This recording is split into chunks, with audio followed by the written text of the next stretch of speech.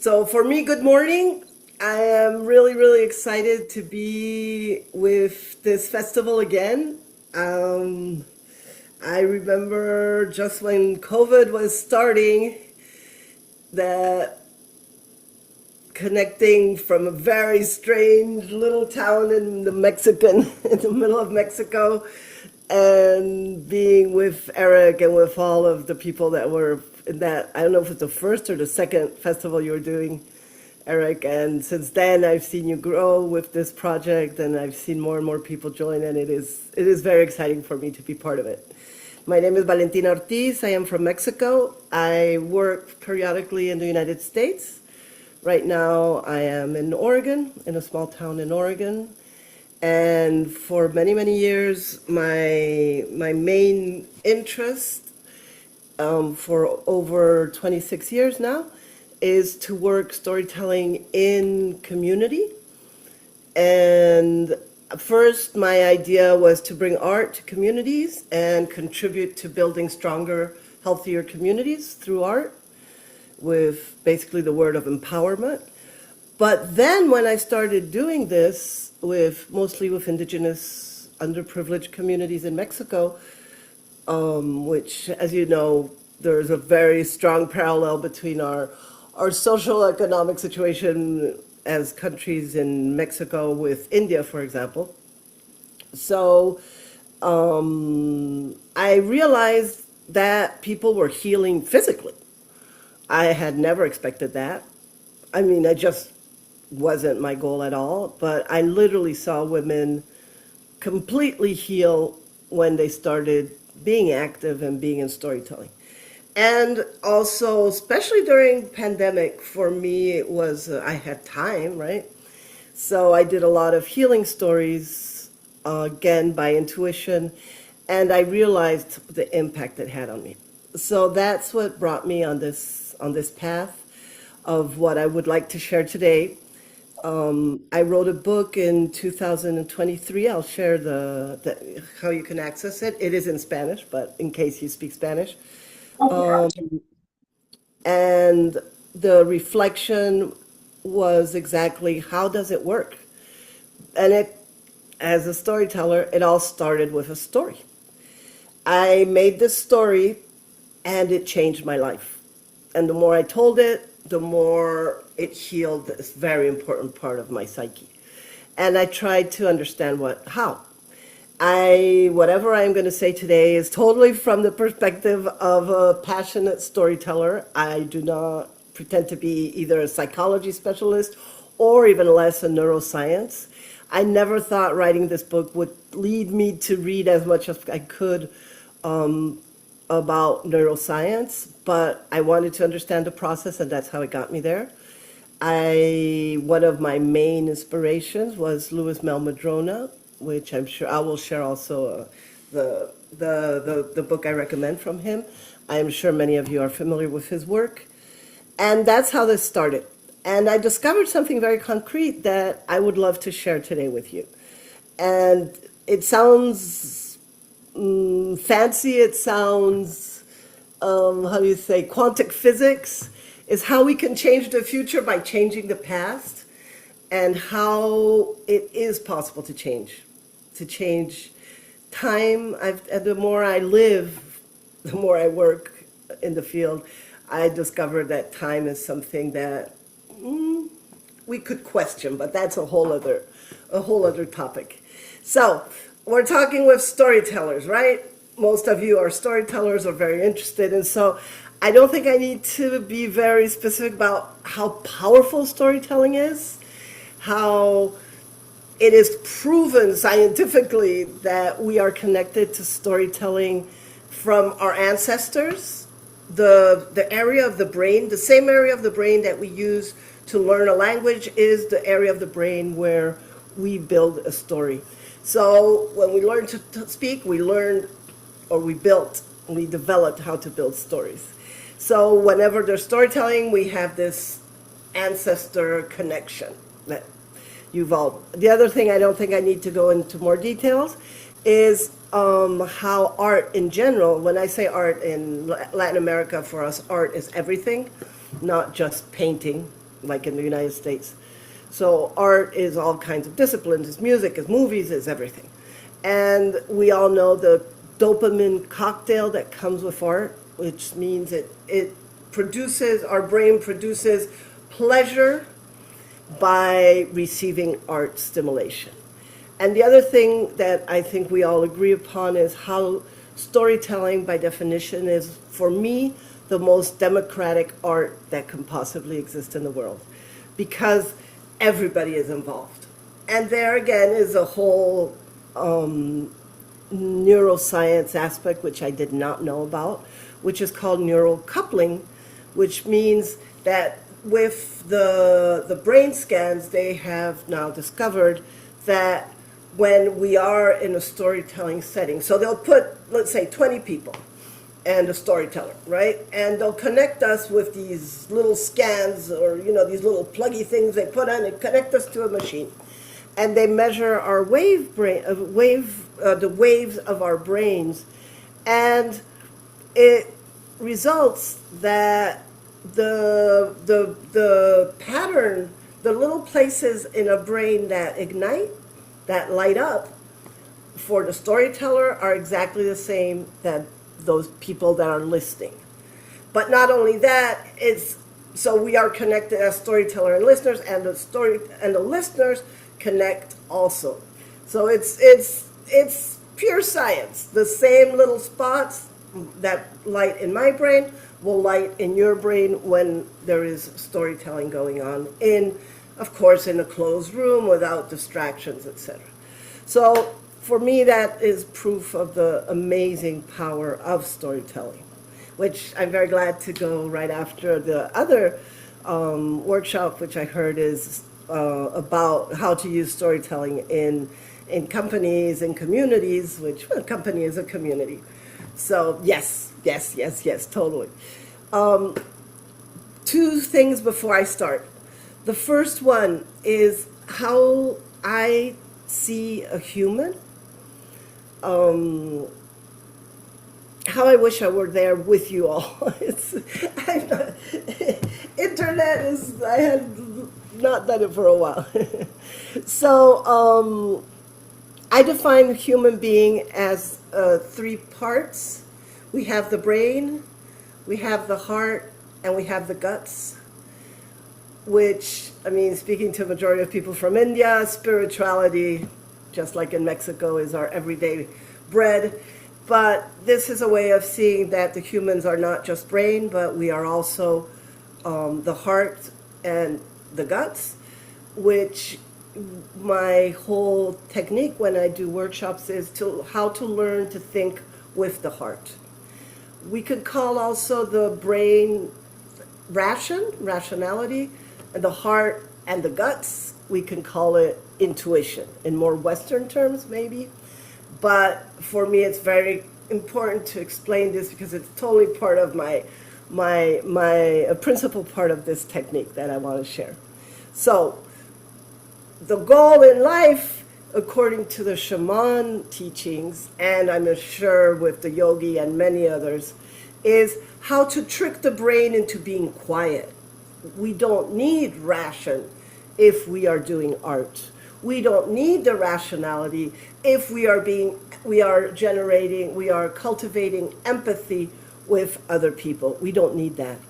So how I call the brain the hamster, on a little wheel that never stops.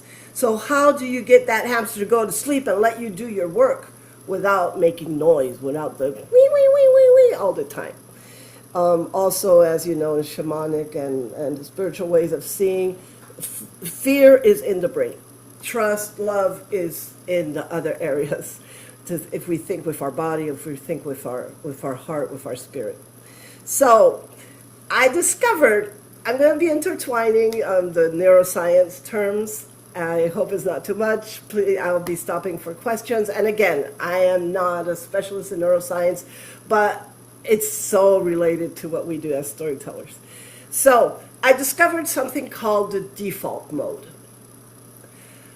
I don't know if any one of you has heard of the default mode. For me, it was totally new.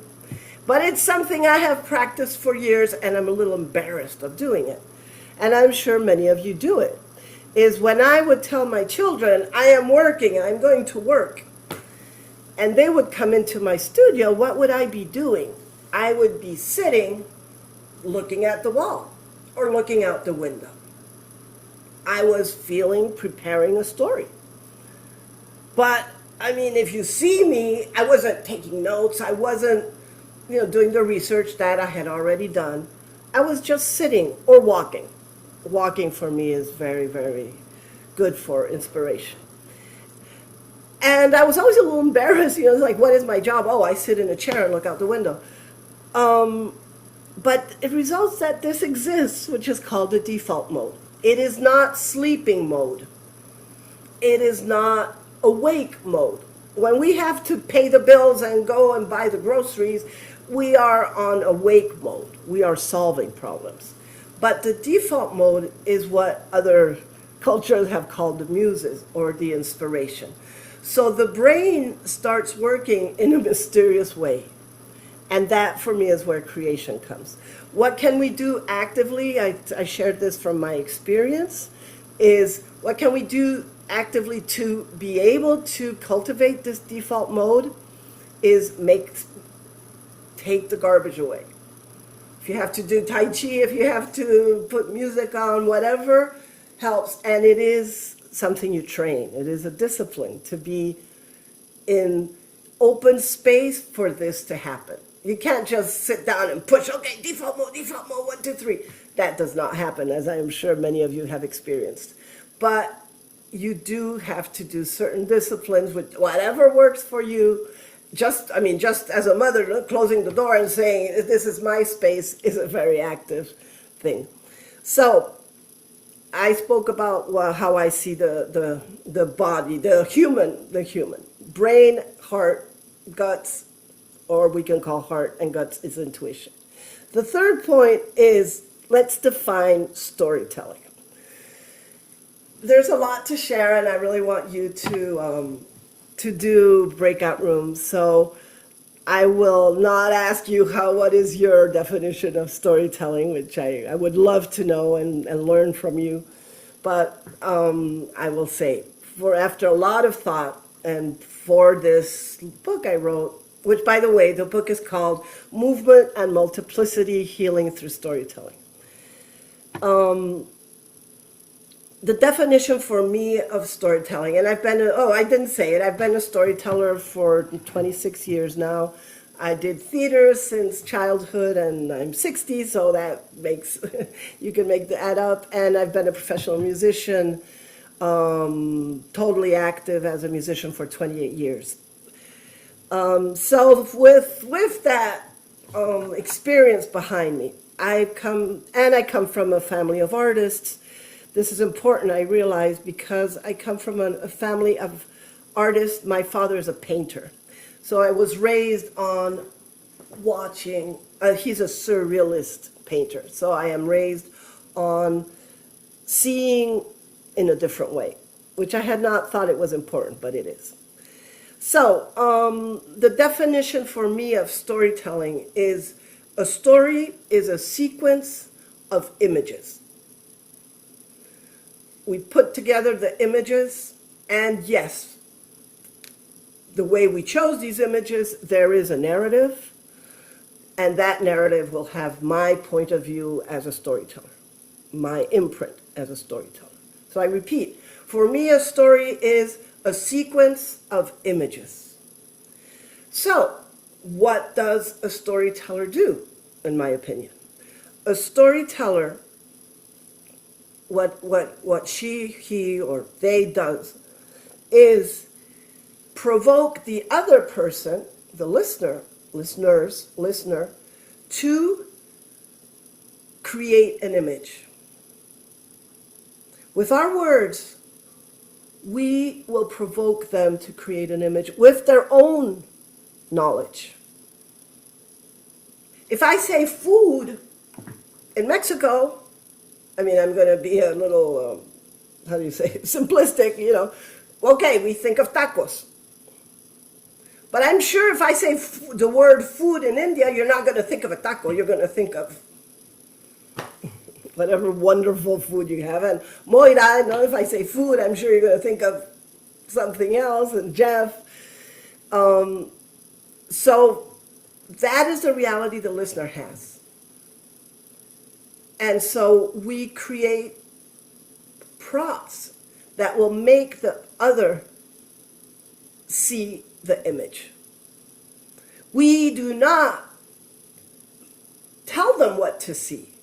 And that is so important right now with all the media, with all the videos that our children are consuming every day. Movies, videos, they tell you what to see. They put it in front of your eyes. You're not creating anything. You're just receiving. But storytelling, we push the other person to create their own images. We don't want to tell them what to see. We just want to provoke. Like I said, food. Immediately there's going to be an image. Like it or not, even if you're sick to your stomach, you're going to have an image of food. Okay? Now, I want to honor Laura Sims, which I know was one of the very first to be with Eric in this amazing project. She is an amazing inspiration for me. And I have never read her books on purpose, because if not, I think instead of writing my own, I would just want to memorize her books. So, but I have taken several workshops with her, so you will probably recognize things from her teachings. She has changed my way of seeing many things. And she uses these terms, inside and outside story. She uses it a little different than the way I decided to use it, but I use it exactly like this. So what I'm saying before, inside story is my story, is what I say. And outside story is the story that the person receives. I always use the same experience I had. I've always been a very engaged, socially, feminist, etc. So I have a story about a woman that decides to leave everything because she wants to be free. And yes, freedom has a price, but for her it's more important to be free than to be subjugated. And it ends with her being in the sky and deciding not to go back to her family. And so, I do my story about women's liberation. And then as I walk out, this older man comes up to me and says, "Oh, that story moved me so much.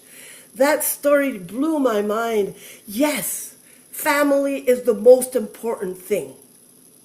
And I'm like, wait a minute. But I can't tell him, no, you got it all wrong. That is what he saw. I saw you laughing, Moira. Has it happened to you? More than once, right? So, but that's why storytelling is so amazing. So we have the inside story and the outside stories. Okay, that's my introduction. So we think with the heart. The definition of a story is sequences of images. And what does a storyteller do, according to me, is we are just provocadores. We provoke the other to create their own images. Okay? And we cannot control the process at all.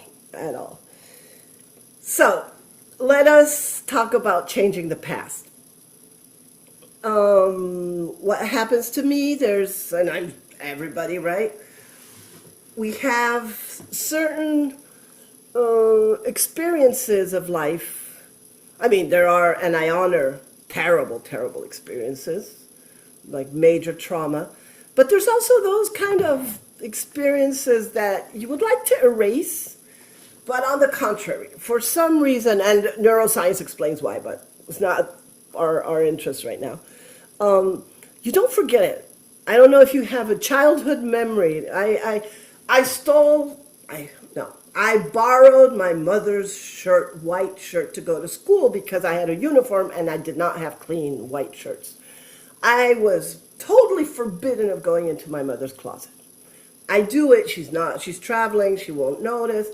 I put on her Indian white shirt and go to school. Of all things, as I am walking through the court to the bathroom, Somebody throws a ball and they are fixing the ground and there's tar, black tar, and it's fenced, but for some reason the ball bounces in the tar, bounces up, no longer white, it was a volleyball, but black, and bumps straight into my mother's shirt. This was what, 50 years ago, maybe 48 years ago? Why do I still remember it? And every time I remember it, it's like, ooh, ooh. I mean, I don't think I'm ever going to take anybody's shirt again in my entire life. So these kinds of paths are the ones we can change. Why am I not talking about major trauma? Because if we learn to do the small, then we can also work on the bigger. So my suggestion for today is I would like you to play with me, and more than giving you more theory than Hari gave you right now, that we start working on a story about something from your past. And as we go along, I will be sharing you, I am asking you to trust me. As I go along, I will be sharing the ways that we will achieve our goal. So right now, I would like you to think, everybody, everything good? Maybe you can stop. Thumbs up? Okay. Any questions, comments right now after all this tons of theory?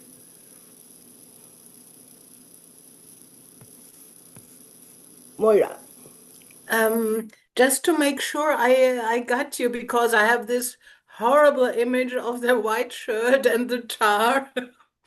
I don't think I'll forget it in the next days. Um, how did you, in such a case, how do you, because I find that very exciting to change the stories of the past, and I think you can. There's that saying, it's never too late to have a happy childhood. So I think that probably goes in the same direction. But how could you change a story like that? I mean, the mess is there, right? Okay, that's Or that's maybe it's the that's wrong exactly. question. No, no, wonderful. Thank you for asking it. That's exactly what we're going to do. But I decided that instead of giving you the answer right away, like, the recipe, do one, two, three, four, I would love to do it in a more creative way. And by the end of the hour, 90 minutes, we will definitely have the recipe. So trust me. And yes, yes, you can, maybe the shirt won't be rescued, but you can definitely change the memory, the impact of the memory on you. I mean, that's been my experience. And as I researched, I discovered, and just yesterday I was listening, I think, to a psychologist saying how for addictions and all, they're using the same kind of thing. Any other question?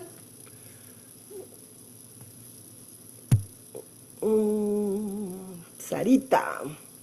We have 13 people in this session, but only Uh-huh. 4 of us have our cameras on. Oh, So okay. people can speak even with their cameras off, or they can write messages in the chat section. Oh, okay. Could you be in charge of the chat so I don't have to be changing my screen? In Yes, case if people write something, I'll let you. I'll no, speak it not out so much loud. a comment, but if I'll see those at the end. But if they have a question. Yes. Okay. Okay. So I would like you to think of an anecdote. We're going to take a few minutes. Maybe it's a shame you don't have your cameras on. If you are out there, you. Or you can do the little emoji of thumbs up when you have your anecdote. If you can think of an anecdote like my ball with tar, or something a little more, maybe the death of your favorite pet when you were a child. Um, I mean, there are, unfortunately, we have a little, like the best moments, you're driving along in a beautiful sunrise, and then you suddenly remember, oh, the day I tripped in front of everybody.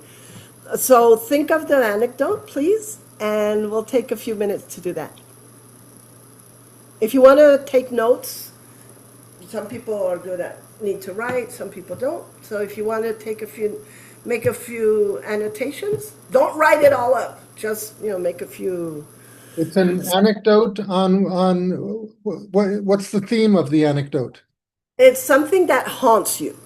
Ah, You it happened as it can be something very simple like the ball with tar, or it can be something like losing something very dear to you. okay. But something you is like you would really rather not be thinking of that, and it just keeps coming back. Or maybe for 5 years and you don't think about it, and then suddenly it's like out of the blue. I love that expression in English. Like out of the blue, you start thinking of a certain thing. Okay, so for me it's exactly 6:30 a.m. So see you when you share the thumbs up. Ranjani, that means you have your anecdote? Yes, I Okay. do, but I need a few minutes because I'm in the kitchen getting rotis ready for my father. So I'll just join you in a few minutes. Okay. Okay, so let's let's take the 5 minutes, and if you immediately have the anecdote and you in 1 minute, then start just making it into a little story, the beginning, the middle, and the end. Okay, so for these 5 minutes, we'll just stay here and people can write. Yeah. Yes, yes. Write or think, whatever's best for them. Mhm.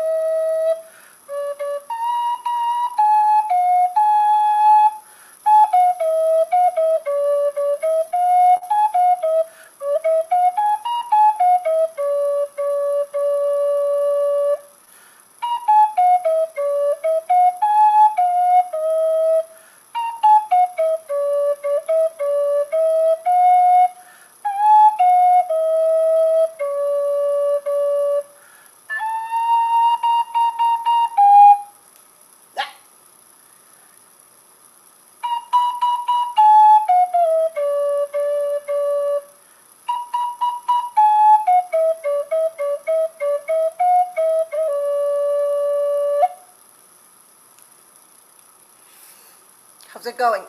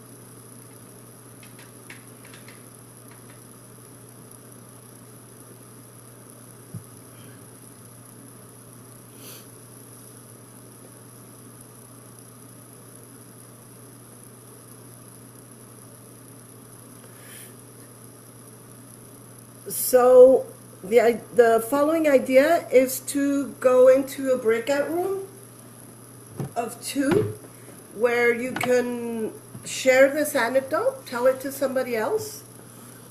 And the second task, okay, I need to know if everybody's connected, how many people we have for the breakout rooms. Ranjani, right. Vinod, Pankuri, Moira. Okay. So,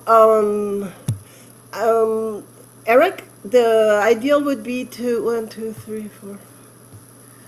Is that there be 2 people in per breakout room or 3, whatever you feel math with the breakout rooms?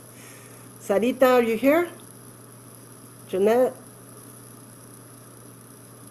Okay. Okay, so that's a good idea. One option is that we only put people in breakout rooms if they have their camera on. Okay. Yeah, I know. I don't know what time it is where other people are, but maybe you're traveling to work or something. Okay, so we'll just make 2 breakout rooms. One will have 3 people, one will have 2 people. Okay, so the two tasks. First is introduce yourself. You can say a little bit where you are. Second task, very important, very important. Don't take it lightly. Describe your favorite place, but describe it precisely to the other person, and then tell them your anecdote. We don't have a lot of time, but should I repeat? Your name, where you are, your favorite place. Describe for 5 minutes max, 3 minutes. Your favorite place, colors, smells, whatever you see in your favorite place, and the anecdote. And don't go into the anecdote is beginning, middle, end, and how you felt. Okay, we're going to keep working on it. Yes. And okay. Why can't you can't? Sorry, when we come Sarita, back you can't make noise. You can't talk, Sarita. There's people sleeping. when we come back and people Yeah, share these okay. stories, I think we won't record. We won't record these stories because this is going to be a little personal. So Yes, okay. so we won't record. Okay. Yes, So now, wait, Sarita, what were you saying?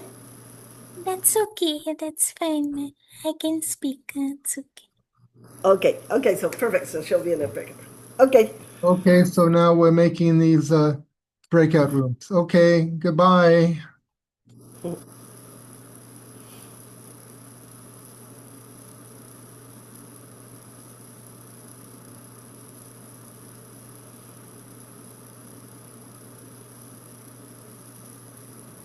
Okay, so now we're here, and there are 5 more people here with us with their cameras turned off. Oh, okay.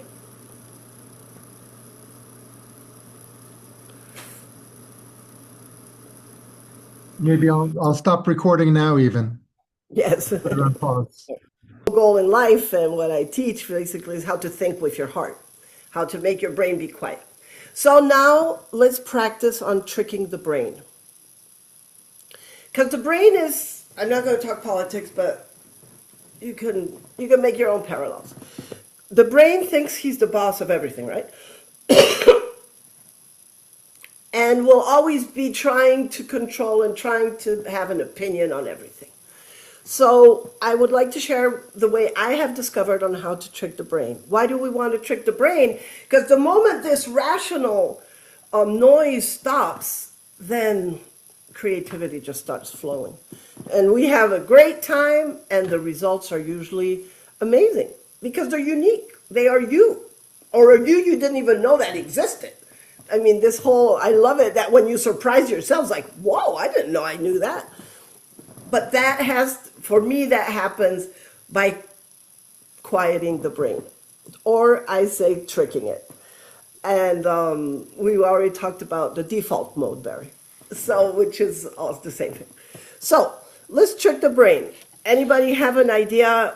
One of our main things we use, and Eric was talking about it a moment ago, about to trick the brain. It's called metaphor. Okay, what is a metaphor? It's a way of approaching something outside of logic. It's bringing in what? An image. So we see the image of the metaphor that we're using. And this metaphor, what I've seen in very simple words for me, my brain, is my brain will say, what do you mean a green cow?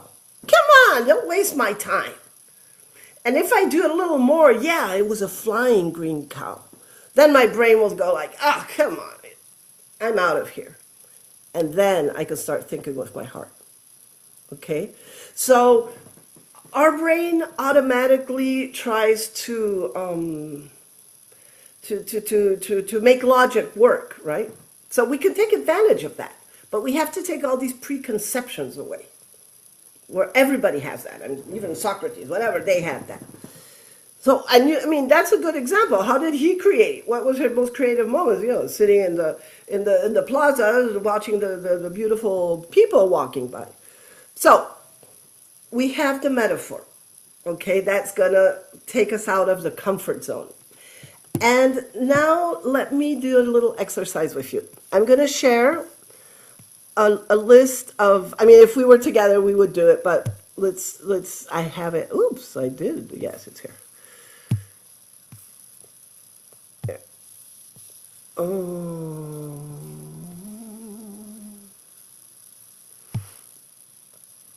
Oops.